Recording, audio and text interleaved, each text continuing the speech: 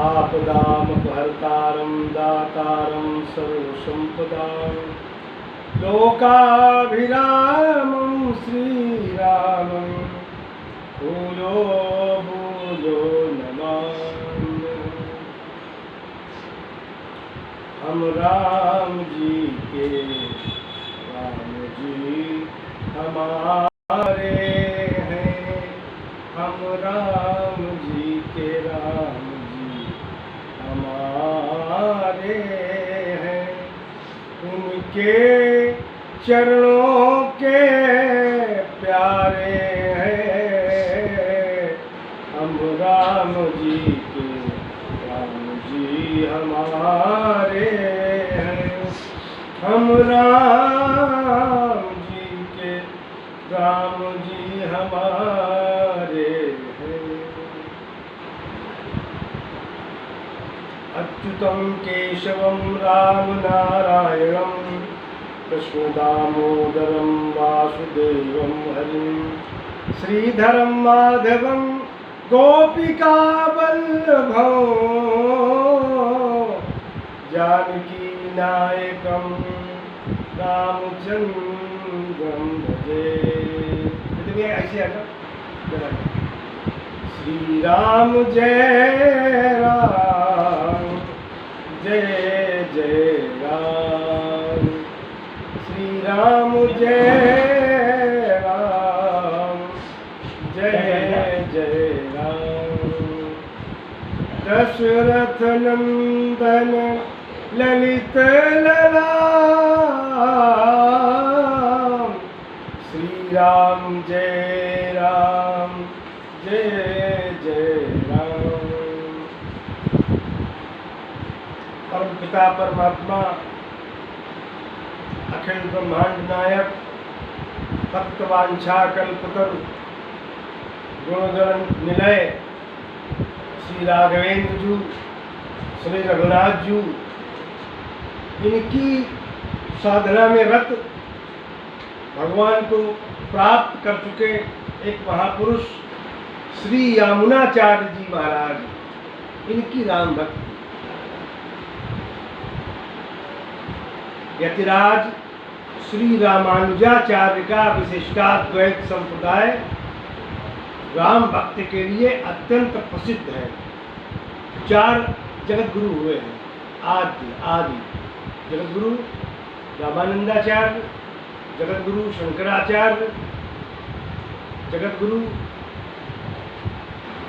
रामानंदाचार्य, शंकराचार्य, रामानुजाचार्य और जगत गुरु निम्बार्काचार्य। अब उनके भेद हो गए, तमाम बन गए, लेकिन आज जगत गुरु 4 हुए। उन्होंने धर्म की स्थापना की है। पहले कट्टरवादियों का बोलबाला था, धर्म ग्रंथ हमारे फूंके जा रहे थे, कोई खुलेआम सत्संग नहीं कर सकता था, इस तरह का था। तो इन्होंने चारों दिशाओं में मठों की स्थापना की और धर्म की स्थापना की, धर्म का साम्राज्य, और अधर्मी लोग भागे, उनको परास्त किया, विधर्मियों को परास्त किया।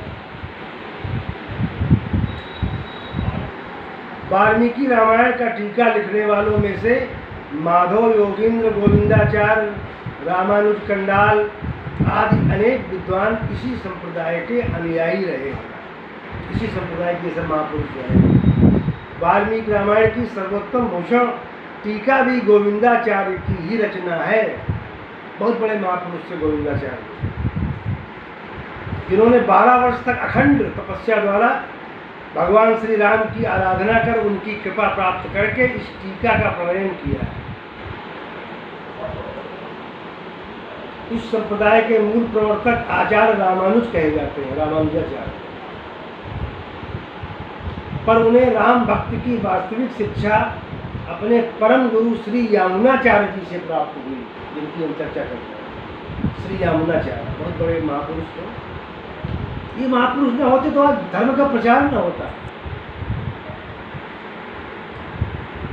श्री यामुनाचार्य वैष्णव संप्रदाय के महान आचार्य रहे हैं। आप श्रीनाथ मुनि के पौत्र और श्री ईश्वर मुनि के पुत्र थे। आपका आविर्भाव 1010 में वीर नारायण मदुरा में हुआ था, उनका पूरा जीवन भगवत सेवा और भगवत कैंकर में ही बीता। श्री यमुनाचार्य जी का श्री रामानुजाचार्य जी पर बड़ा प्रेम था और श्री रामानुजाचार्य जी भी उनके प्रति अटूट भक्तिभाव रखते थे। भगवत सेवा करते हुए श्री यमुनाचार्य जी ने भगवत गुणों का गुणगान किया और उनके सामने अपना दैन्य प्रकट किया, विनती की। छोटा बन करके सब कुछ पाया जा सकता है। भगवान को दीनता पसंद है, सब कुछ है आपके पास, लेकिन भगवान के सामने दीन बन के जाओ, पुकारो उनको, प्रसन्न होते हैं, कृपा करते हैं। आपके भी अनुभव है, तमाम काम बने होंगे आपके।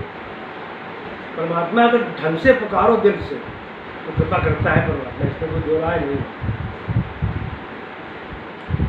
श्री यमुनाचार्य जी के सभी ग्रंथ प्राप्त नहीं है, केवल आगम प्रामाण्यम, स्तोत्र रत्नम, सिद्धित्रय तथा गीतार्थ संग्रह आदि कुछ ग्रंथ ही उनके प्राप्त हैं यमुनाचार्य जी के। यमुनाचार्य जी का दूसरा नाम था आलवंदार। आलवंदार इसलिए आलवंदार स्तोत्रम विद्वत समाज में आलवंदार स्तोत्र के नाम से विशेष रूप से प्रसिद्ध हो गया और यह किसी एक संप्रदाय की वस्तु न रहकर संपूर्ण भक्त समुदाय और सभी संप्रदायों के विद्वानों भक्तों का कंठहार बन गया। महाप्रभु चैतन्य भी अपने कीर्तनों प्रवचनों में इस स्तोत्र के श्लोकों को बड़े प्रेम से गाते थे। एक चैतन्य महाप्रभु हुए हैं जिन्होंने हरे कृष्ण महामंत्र को प्रकट किया है। हरि बोल हरि बोल, हरे कृष्ण महामंत्र। हरे कृष्ण कृष्ण कृष्ण हरे हरे, हरे राम राम राम हरे हरे, हरे कृष्ण कृष्ण कृष्ण हरे हरे, हरे राम राम राम हरे हरे। हरि बोल करते थे। जिस समय महाप्रभु चैतन्य इस कीर्तन को गाते हुए नृत्य करते थे, ढोल और मृदंग, झांझ, मंजीरा जब बजते थे तो कुछ पक्षी नाचने लगते थे, मनुष्य छोड़ो। बड़े बड़े ईश्वर को न मानने वाले मूर्खों को उन्होंने भगवान का भक्त बना दिया। बड़े बड़े कतली जिनका काम था लोगों को मार डालिया, उनको भक्त बना दिया। ये उनके अंदर विशेषता थी। भगवान के अवतार थे, राधा और कृष्ण के सम्मिलित अवतार थे चैतन्य महाप्रभु। उन्होंने भी इनके आलवंदार स्तोत्र का अपने प्रवचनों में प्रयोग किया है, जिनका चैतन्य चरितामृत में कई बार उल्लेख हुआ है। उनकी एक ग्रंथ है चैतन्य चरितामृत। इसी को अपनाया है इस्कॉन टेम्पल वालों ने। हरे कृष्ण हरे राम जी गाते हैं, ये सब चैतन्य महाप्रभु कृत ही है, उन्हीं का सब प्रसाद है। इस श्लोक में यद्यपि अनेक दिव्य गुण हैं, परंतु काव्य संरचना, अलंकारों की विशेषता, भावों की पूर्णता, दैन्य और भगवान पर पूर्ण निर्भयता, शरणागति तथा किसी भी मतवाद विशेष के पक्षपात का अभाव, ये ऐसे गुण हैं जिनके कारण कोई भी भक्त पाठक इसके पढ़ते ही इसके प्रति वैसे ही पूर्ण आकृष्ट हो जाता है जैसे गोस्वामी तुलसीदास जी के प्रति सभी संप्रदायों के लोग उनकी शुद्ध भक्ति भावना और दीनता के कारण आकृष्ट हो जाते हैं। यमुनाचार्य जी की भक्ति का निर्मल स्तोत्र रत्नम नामक ग्रंथ विशेष रूप से प्रवाहित हुआ है। उनके हृदय का गंभीर अनुराग, प्रगाढ़ प्रेम और सर्वत्र स्फुटित हुआ है। उन्हीं को दिखाने के लिए नीचे स्तोत्र रत्नम से कुछ मुख्य विशिष्ट श्री राम भक्ति भाव एवं निष्ठा से परिपूर्ण पद्यों का मूल सहित अनुवाद दिया जा रहा है। अनन्य भक्त को भगवान राम नित्य ही अपने हृदय में और बाहर भी सर्वत्र दिखाई देते हैं। वह शिव, विष्णु, ब्रह्मा, अवतारों सूर्य शक्ति आदि में तनिक भी भेदभाव न कर परम श्रद्धा से उनको ही सर्वत्र देखता है। जो राम का भक्त है वो सूर्य में भी राम को देखेगा, देवी में भी राम को देखेगा, भगवान शिव में राम को देखेगा, और जितने भी दुर्गा इत्यादि गायत्री सब भगवान राम को ही निहारेगा। वो कहता है जब हर जगह राम है तो हम विरोध किससे करें। उमा जे राम चरण रत विगत काम मद क्रोध। उमा जी राम चरण रत विगत काम मृद को मद क्रोध। निज प्रभु मैं देखई जगत अरे केहि सन करहि विरोध। उमा जे राम चरण रत, भगवान शंकर उमा पार्वती से कहते हैं, हे उमा, जो भक्त भगवान के चरणों में रत हैं, विगत काम क्रोध और काम अहंकार क्रोध को त्याग कर भगवान के चरणों में रत हैं, निज प्रभुमय देखें जगत, वो सारे संसार को राममय देखते हैं। कैसन करें विरोध, जब संसार पूरा राममय है, आप भी राम है, हम भी राम है, ये सब राम है, सब रामे राम है। सिया राम में सब जग ज्ञानी करहु प्रणाम जो रुचि पानी। तो जब सब हर जगह रामे राम दिख रहे हैं तो हम विरोध किससे करें। सब परमात्मा की लीला है। इसी तरह श्री यामुनाचार्य जी इस स्तोत्र में कहीं भगवान राम, कहीं कृष्ण, कहीं वामन, कहीं शेष साई नारायण आदि की स्तुति करते हुए दिखाई पड़ते हैं, पर उनमें उन्हें कहीं कोई भेद नहीं दिखाई देता और वे सभी गुणों को, सभी के गुणों को एक साथ ही स्मरण करते हैं। पहली बात यह कि भगवान अत्यंत शरणागत वत्सल हैं, आश्रित वत्सल हैं। उनके शरण में जो आ जाता है वो उसके दोष और पापों का विचार न करके उसे अपना लेते हैं और फिर उसका कभी परित्याग नहीं करते। तुलसीदास जी कह रहे हैं, अरे कोटि विप्र बध लागहि जाहु। कोटि विप्र बध लागहि जाहु। आए शरण तजौ नहीं ताहु। सन्मुख होई जीव मोहि जबहि। सन्मुख होई जीव मोहि जबहि। जन्म कोटि अघ न सहु तबहि। जन्म कोटि अघ न सही तबहि। कोट विद्र, करोड़ों ब्राह्मणों के वध का उस पर आरोप लगा हो, दोषी हो, वो करोड़ों ब्राह्मणों की हत्या कर चुका हो। कोटि विप्र बध लागे जाहू, करोड़ों। ठीक है, अगर वो हमारी शरण आ जाता है ये सोच करके कि अब ये गलती नहीं होगी। आए शरण तजौ नहीं ताहू। हमारी जो शरण आ जाता है फिर हम उसका परित्याग नहीं करते, कितना भी बड़ा अपराधी है। सन्मुख होई जीव मोहि जबहि। जिस समय जीव हमारे समक्ष आता है, हमारे सन्मुख आता है, जन्म कोटि अघ नासहि तबहि। करोड़ों जन्मों के पाप नष्ट हो जाते हैं जिस समय परमात्मा, जीव परमात्मा के सामने आता है, उसके करोड़ों जो जन्मों के पाप नष्ट हो जाते हैं। ये भगवान की महिमा है, शरणागत की महिमा है। इस भाव को स्मरण करते हुए आचार्य यामुन कहते हैं, यामुनाचार्य कहते हैं, हे नाथ, आप अपनी विभीषण के सामने की गई प्रतिज्ञा का स्मरण कीजिए। इसमें आपने पूरी सभा के बीच में घोषणा की थी कि मैं आपका हूँ।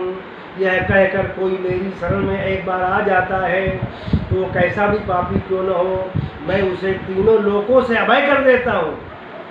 आप उसी प्रतिज्ञा को स्मरण कर मुझे पूरी तरह अपना लें और यदि आप ऐसा नहीं करते तो क्या आपने एकमात्र मुझे छोड़कर शेष तीनों लोगों के प्राणियों के लिए प्रतिज्ञा की थी? हमें छोड़ के बाकी लोगों के लिए प्रतिज्ञा की थी, हमें छोड़ दिया था क्या? क्या यह आपका शरणागत पालक का व्रत मुझ अकिंचन के लिए नहीं है, मुझ दीनहीन के लिए नहीं है आपकी प्रतिज्ञा? हम भी शामिल है उसमें। इसलिए सिद्ध हो जाता है मैं आपके लिए मैं अनुकंपनीय हूँ, आप हम पर कृपा करें, मैं इसका पात्र हूँ क्योंकि आपका ही बच्चा हूँ, मुझ पर आपको कृपा करनी ही पड़ेगी।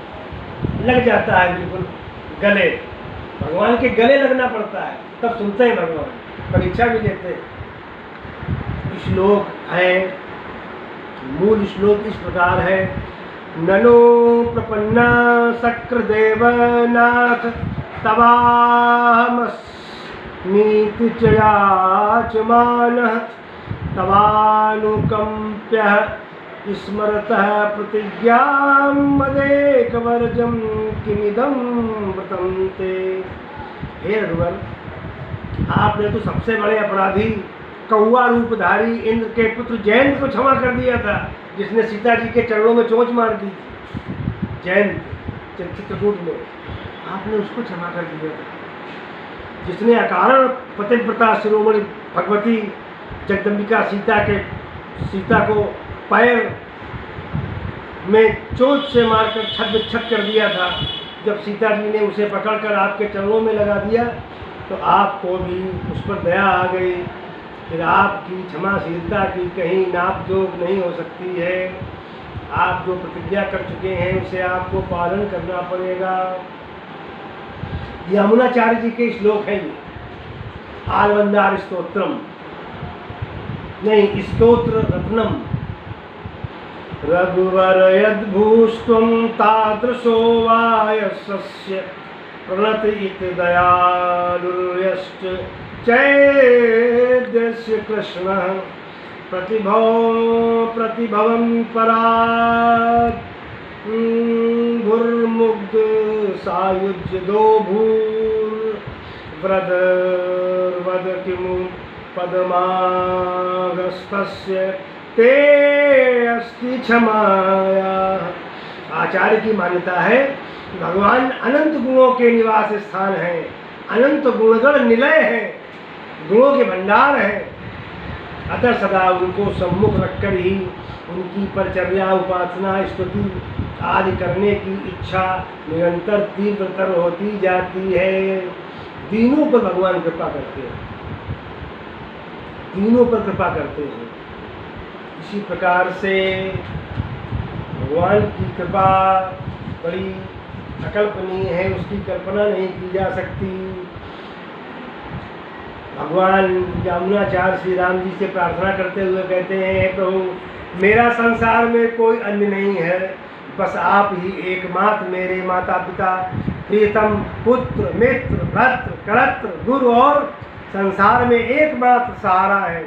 सत्य बात यह है कि आप मेरे ही नहीं तत्वतः सबके लिए आप ही सब कुछ हैं, और मैं भी केवल आपका ही हूँ, आपका ही दास हूँ, आपके सहारे हूँ, आपकी शरण हूँ, आपके द्वारा पालन करने योग्य हूँ, रक्षणीय हूँ।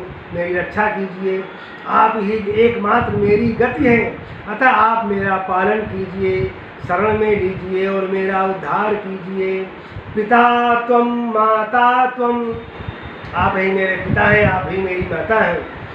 पिता त्वं माता त्वं दयी ततनयस्त्वं प्रिय सुहृत् त्वमेव त्वं मित्रं गुरुरसि गतिश्चासि जगतां त्वदीयस्त्वद्भ्रातस्य परिजन स्वगतिरहं प्रपन्नश्चैव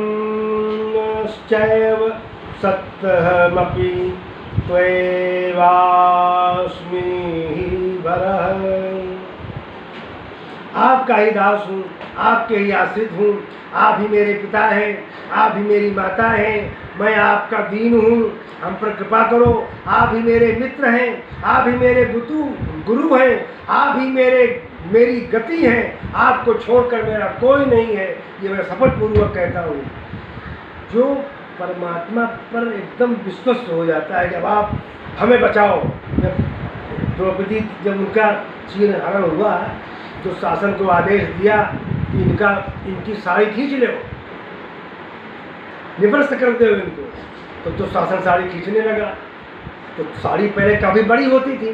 जब आखिरी छोर बचा, पहले तो उन्होंने सोचा कि हमारे 5 पति बैठे हैं, पांडव, द्रोणाचार्य बैठे हैं, पितामह बैठे हैं, मेरी रक्षा करेंगे। जब देखा कि कोई नहीं है, तब हे गोविंद, हे गोविंद, हे गोविंद, हे गोविंद, तुम तो भीतर में बैठे प्रकट हो गए, साड़ी के रूप में प्रकट हो गए, वस्त्रावतार हो गया, वस्त्र का अवतार हो गया। वो छोर इतना बड़ा हो गया कि दुशासन खिड़कत वहीं गिर पड़ा वहीं, और साड़ी खत्म नहीं हुई।